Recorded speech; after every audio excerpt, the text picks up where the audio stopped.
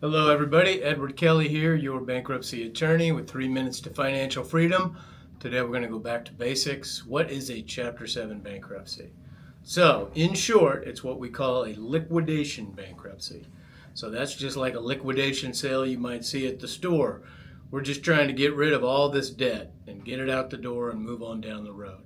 Chapter 7 generally takes 90 days from filing to finish. And depending on what assets you have, you may not lose a thing. And depending on what debts you have, you'll get rid of all of them. So we'll go in another video in the series later in the week, and we'll talk about which debts are what we call dischargeable, meaning you can get rid of them, and which ones are not. But for now, we're just going to give you the basic process. So what is a 7? Well, in exchange for giving up any assets that you have that are not protected, you get to get rid of all your debt that is dischargeable.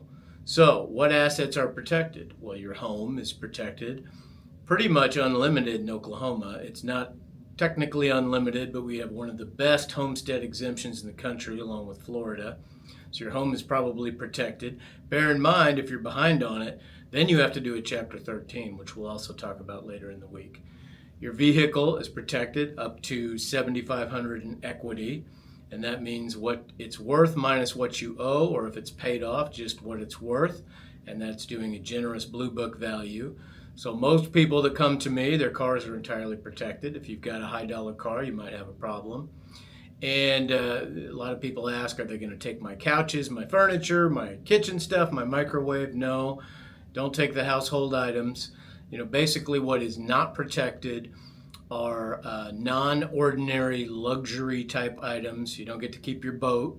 Now bear in mind, if you owe more on your boat than it's worth, then you can do whatever you want with it. A trustee in a bankruptcy, that's the government side of it, is not going to take something that has no value. Same with motorcycles, extra vehicles, trailers, RVs. All these are considered luxury items, so you don't get to get rid of your debt and keep those things unless you owe more than it's worth. And then that's your decision.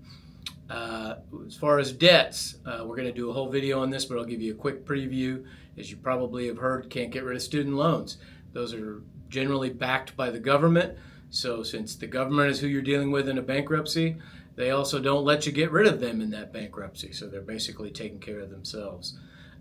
Child support debts can't get rid of for obvious reasons, which makes sense.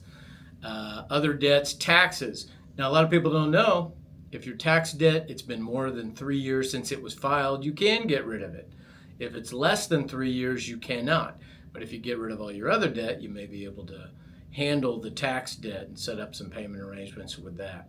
So that's kind of a long and short, Chapter 7. The rest of your debt, especially unsecured credit cards, medical, even auto accidents where you caused damage but weren't insured, these kind of things we can get rid of. Other than those special categories, most things are dischargeable. So if you have any luxury items, you might have to give those up. In exchange, you'll get rid of almost all debt that you might have.